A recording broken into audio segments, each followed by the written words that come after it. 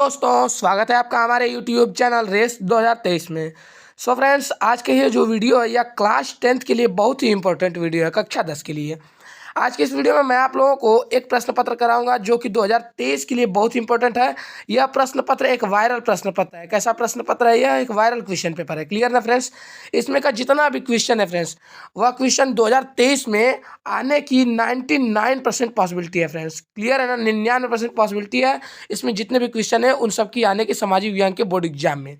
दोस्तों, जैसा कि जान रहे हैं आपका 16 फरवरी से बोर्ड एग्जाम होने वाला है, इसलिए बी अलर्ट और इसके हर एक क्वेश्चन को बहुत ध्यानपूर्वक देखिए, क्योंकि आपको 95% प्लस मार्क्स लाना है तो लाना है फ्रेंड्स। तो आपको इसको बहुत ही अच्छे से देखना पड़ेगा। तो आइए दोस्तों, आज का वीडियो स्टार्ट करते हैं और देखते हैं। तो कुछ इसमें सामान्य निर्देश है दोस्तों, पहले उसको जान लीजिए। जैसा कि आप जान रहे हैं हमारा क्वेश्चन पेपर ही है और 70 नंबर का पूरा पेपर होगा और समय आपको 3 घंटे 15 मिनट मिलेंगे। जो 15 मिनट आपको मिल रहा है दोस्तों, यह क्वेश्चन पेपर पढ़ने के लिए मिलेंगे। सामान्य निर्देश में आपको क्या क्या निर्देश होता है? पहला निर्देश जो कि सभी लोग जानते हैं, सभी प्रश्न अनिवार्य है। मतलब कि आपको सभी प्रश्न करना है दोस्तों। प्रारंभ के 15 मिनट परीक्षार्थियों को प्रश्न पत्र पढ़ने के लिए निर्धारित है। जैसा कि मैं पहले ही बताया हूं कि 15 मिनट में आपको प्रश्न पत्र पढ़ना होगा और अच्छी तरीके से दोस्तों पढ़ना, एकाग्रचित होकर, कॉन्सेंट्रेट होकर। यह प्रश्न पत्र 2 खंडों में विभाजित है। पहला अ है, दूसरा बी है। क्लियर ना? यह जो क्वेश्चन पेपर है यह 2 खंडों में विभाजित है, अ और ब। खंड अ में 20 अंक के बहुविकल्पी प्रश्न है जिनका उत्तर ओएमआर शीट पर दिया जाना है। मतलब कि जो खंड अ है दोस्तों, जैसा कि आप जान रहे हैं 2023 में नया लागू हो गया है नियम कि अब आपको 20 बहुविकल्पी प्रश्न देने हैं और वो भी 20 अंक के होंगे। मतलब कि हर एक क्वेश्चन 1 नंबर का होगा जिनका आपको उत्तर ओएमआर शीट पर देना है। क्लियर ना फ्रेंड्स?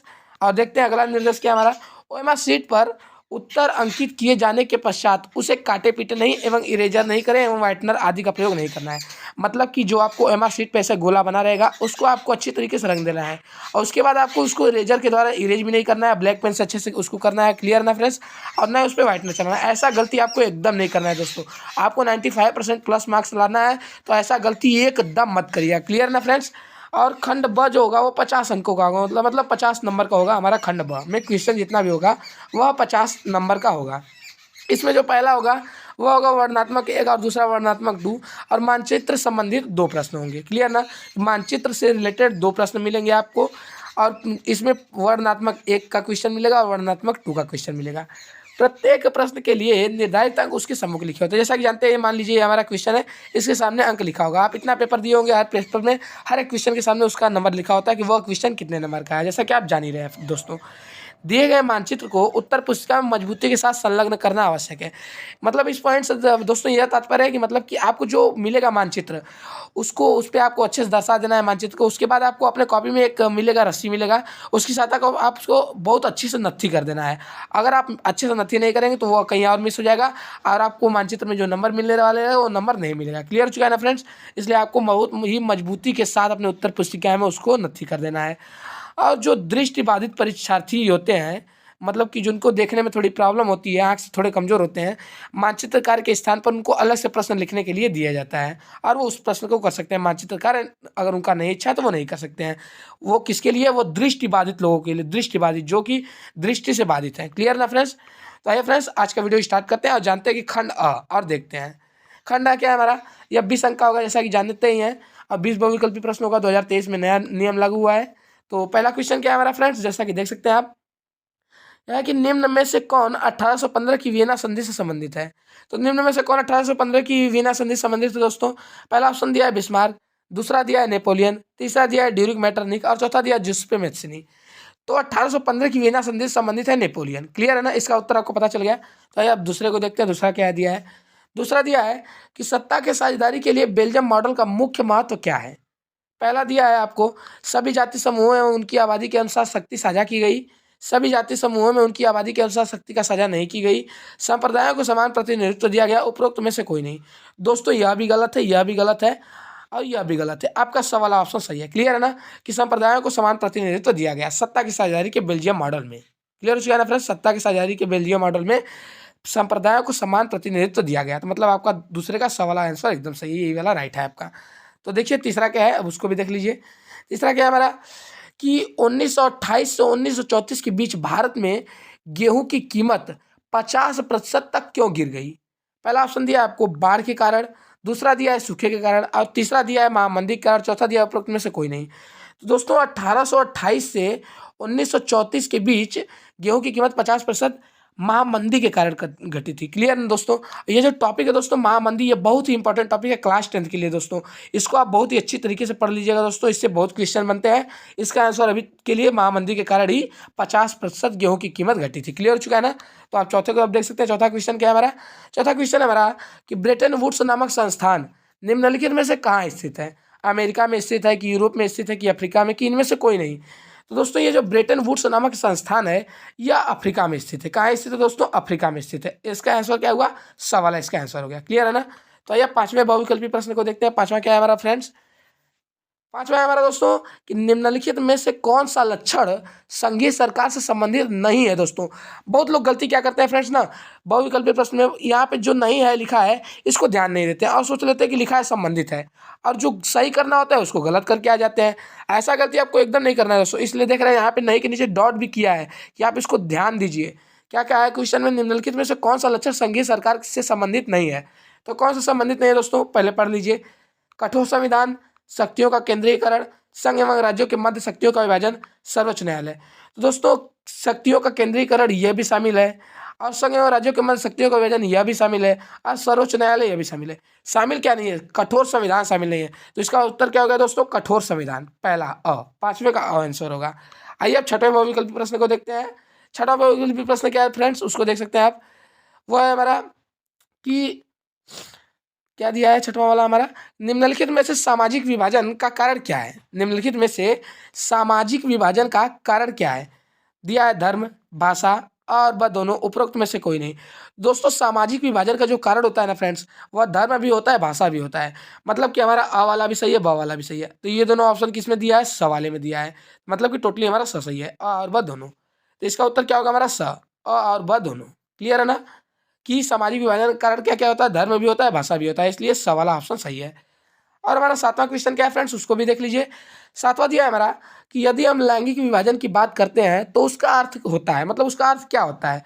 समाज में स्त्री और पुरुष की असमानता भूमिका, स्त्री और पुरुष के मध्य जैविक भिन्नता, बालक और बालिकाओं की संख्या में असमानता, उपरोक्त में से कोई नहीं। दोस्तों स्त्री और पुरुष के मध्य जैविक भिन्नता ये तो एकदम हो ही नहीं सकता है, और बालक और बालिकाओं की संख्या में असमानता यह भी नहीं हो सकता है।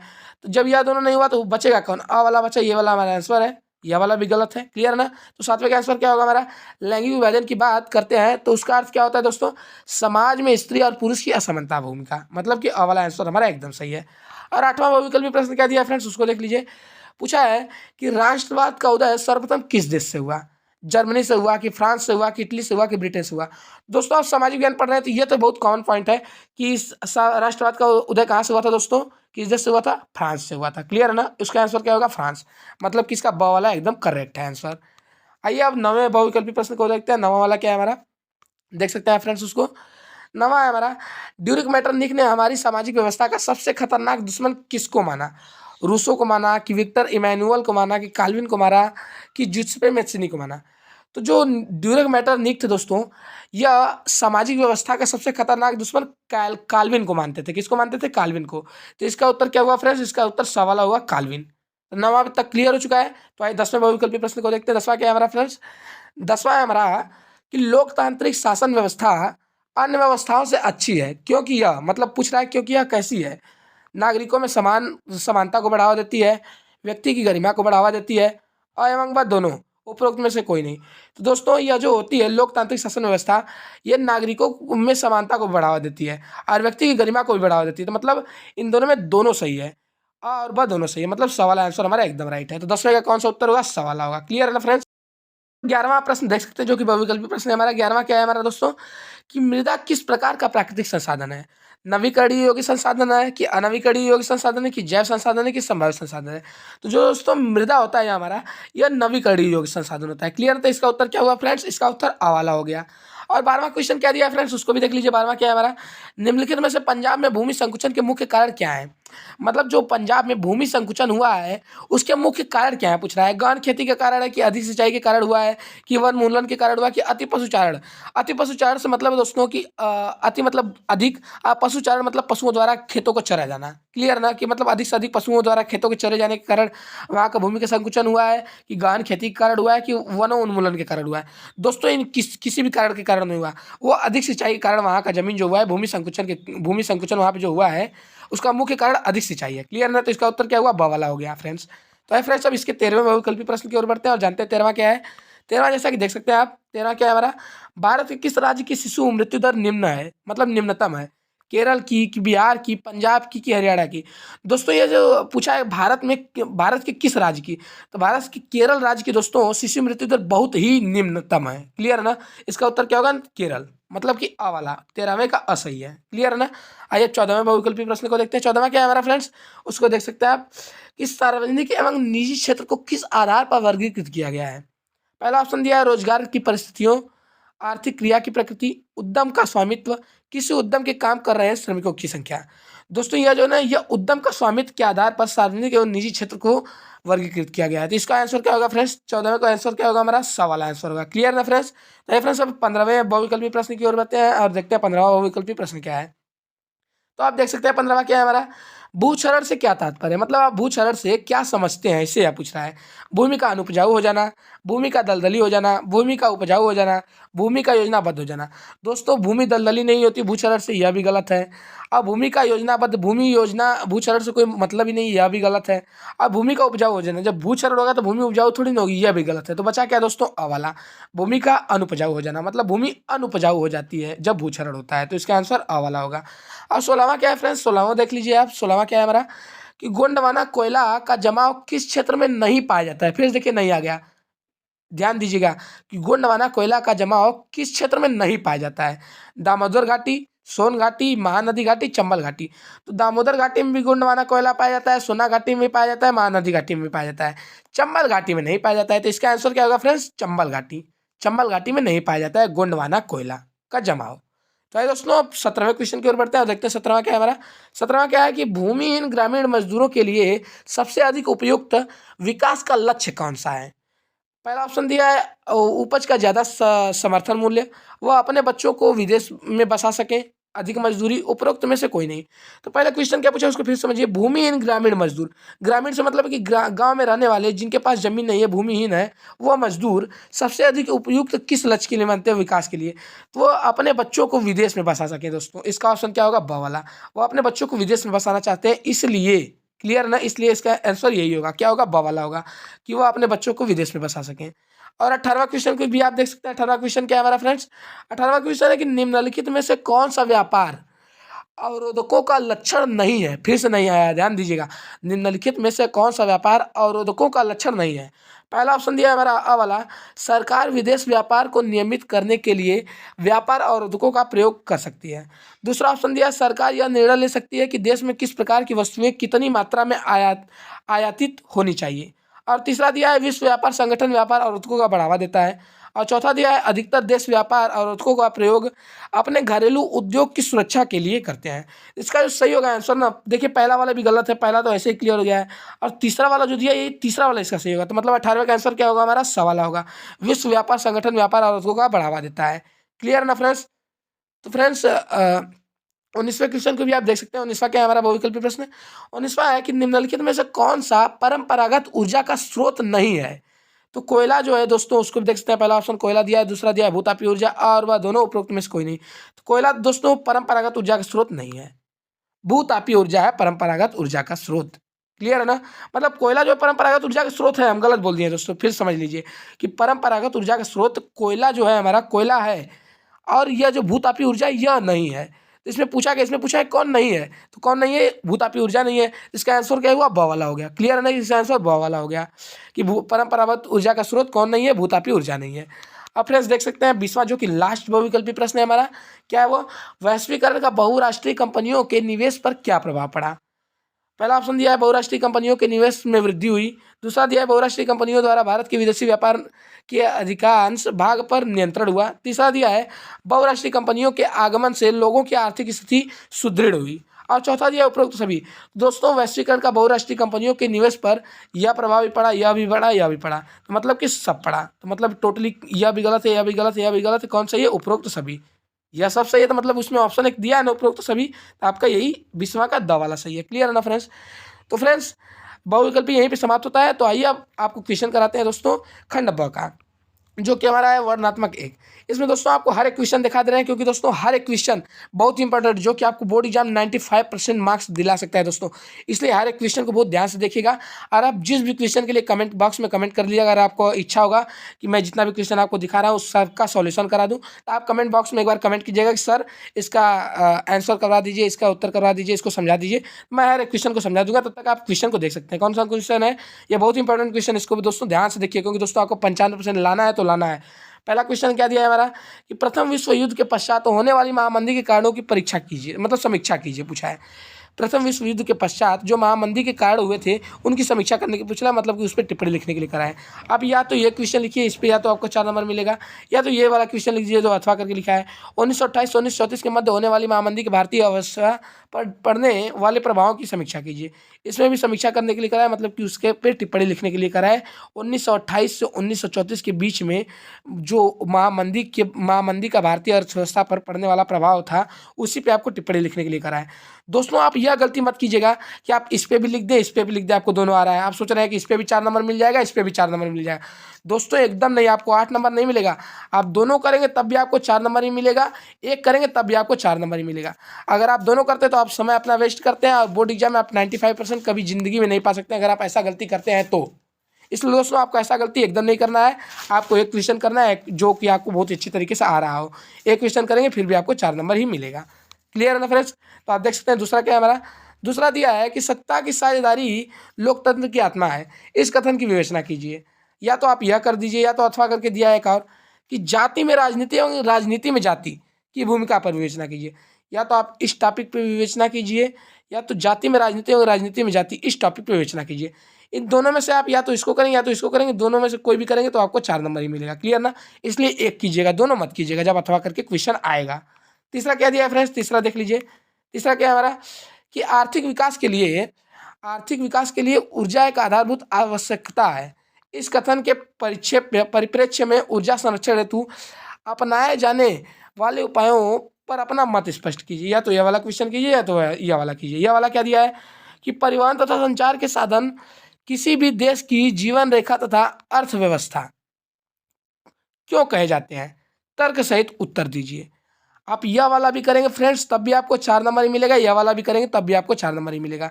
फ्रेंड्स इस सबको आप क्वेश्चन बैंक की सहायता से देख सकते हैं। आपके पास समय बहुत ही कम है दोस्तों। आप अगर आपको यह सब क्वेश्चन का आंसर नहीं मिलेगा, आप कमेंट बॉक्स में कमेंट कीजिएगा।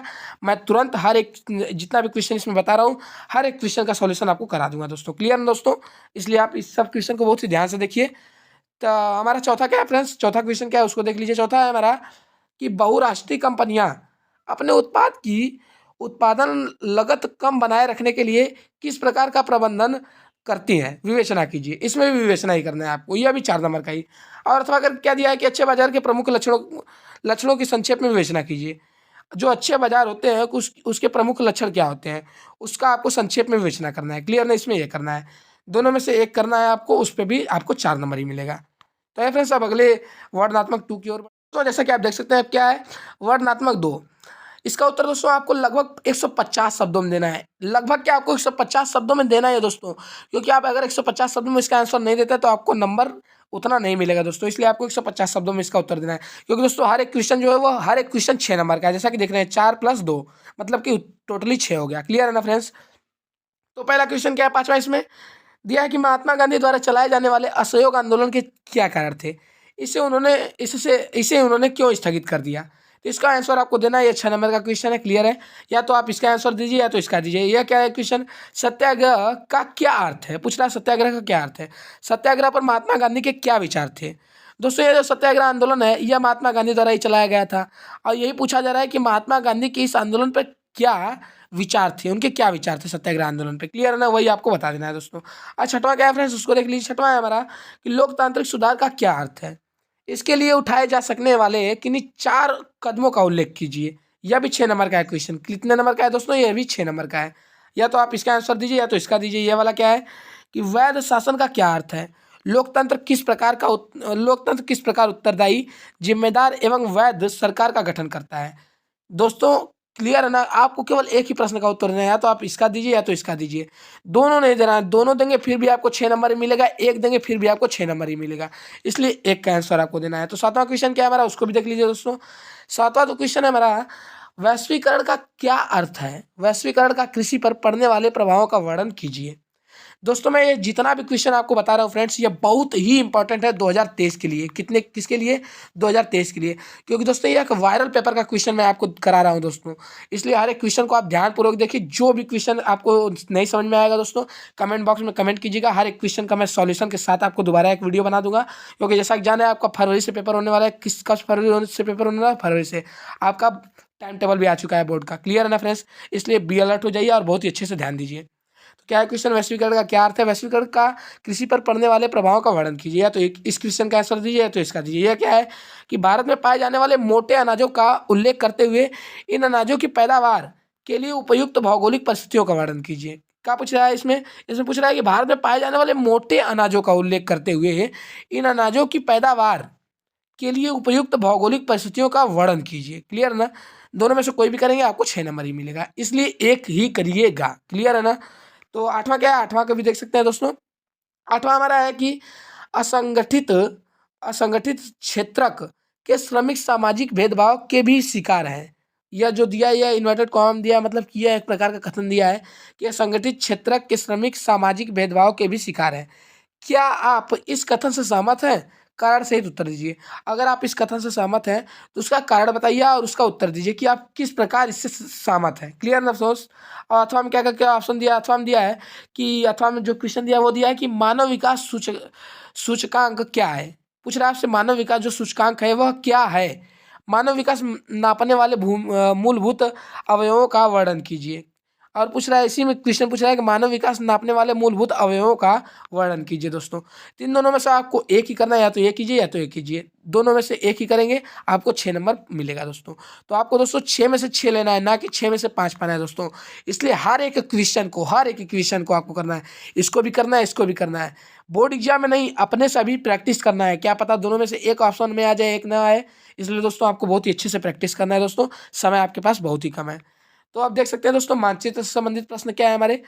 ये जो मानचित्र से संबंधित प्रश्न होते हैं दोस्तों, इसमें निम्नलिखित स्थानों को भारत के रेखा मानचित्र पर दर्शाना है इस डॉटेड लाइन से चिन्ह द्वारा। नाम सही दर्शाइए। सही नाम और सही अंकन है तो आपको मतलब कि आधा नंबर आपको मिलेगा सही नाम अगर आप लिख देते हैं, और आधा नंबर आपको सही अंक निर्धारित करने पे। मतलब कि आप मानचित्र में अगर अच्छे से इस सिंबल से दर्शाते हैं तो उस पर आपको आधा नंबर मिलेगा, और अगर आप नाम सही लिख देते हैं, तो आपको उस पर आधा नंबर मिल जाएगा। मतलब टोटली एक क्वेश्चन 1 नंबर का है, अगर आप नाम उसका चिन्ह अच्छे से दर्शा देते हैं तो। पहला क्वेश्चन क्या दिया है दोस्तों, देख सकते हैं। पहला क्वेश्चन जो का करके दिया है हमारा, वह दिया है कि वह स्थान जहाँ जलियांवाला बाग हत्याकांड हुआ। आपको इसको अच्छे से सिंबल में दर्शा देना है, सिंबल से दर्शाने के बाद आपको इसका नाम लिख देना है। क्लियर ना। फिर दूसरा पूछा है, वह स्थान जहाँ से गांधी जी ने नमक बनाना प्रारंभ किया। फिर कह रहा है कि वह स्थान जहाँ नील की खेती करने वाले किसानों ने आंदोलन किया। फिर कह रहा है कि वह स्थान जहाँ सूती मिल श्रमिकों ने सत्याग्रह किया। और अंगा वाला जो लास्ट है वह है कि वह स्थान जहाँ दिसंबर 1920 में भारतीय राष्ट्रीय कांग्रेस का अधिवेशन हुआ। ये जो दिया है पहला, दूसरा, तीसरा, चौथा, पांचवा, ये जो पांच तक दिया है, ये 5 नंबर का है। मतलब हर एक क्वेश्चन 1 नंबर का है दोस्तों, 1 नंबर का है। और आपको 1 नंबर तभी मिलेगा जब अच्छे से आप उसका सिंबल सहित उसको दर्शाएंगे और उसका सही नाम लिखेंगे। क्लियर ना। आपको 1.5 नंबर में ये विभाजित है फ्रेंड्स। और फ्रेंड्स जैसा कि आपको पहले ही बताया था, जो छात्र दृष्टिबाधित होंगे जिनको आंख से कम दिखाई देता होगा, उनके लिए निर्देश पहले से ही दिया गया था। निम्नलिखित प्रश्नों के उत्तर अपनी उत्तर पुस्तिका में लिखिए, मानचित्र का प्रयोग न कीजिए। वह मानचित्र में नहीं दर्शा सकते, उनको आंख से कम दिखता है, तो वह अपने प्रश्न पत्र में वही क्वेश्चन है, वो सेम वही क्वेश्चन है। क्या क्या क्वेश्चन है दोबारा देख लीजिए। जलियांवाला बाग हत्याकांड किस स्थान पर हुआ? गांधी जी ने नमक बनाना किस स्थान से प्रारंभ किया? नील की खेती करने वाले किसानों ने किस स्थान से आंदोलन प्रारंभ किया? सूती मिल श्रमिकों ने कहाँ सत्याग्रह किया? दिसंबर 1920 में भारतीय राष्ट्रीय कांग्रेस का अधिवेशन किस स्थान पर हुआ? सेम वही क्वेश्चन है, बस आपको क्या करना है, इसमें अपनी उत्तर पुस्तिका में आपको लिखना है केवल, इसमें आपको मानचित्र का कार्य नहीं करना है।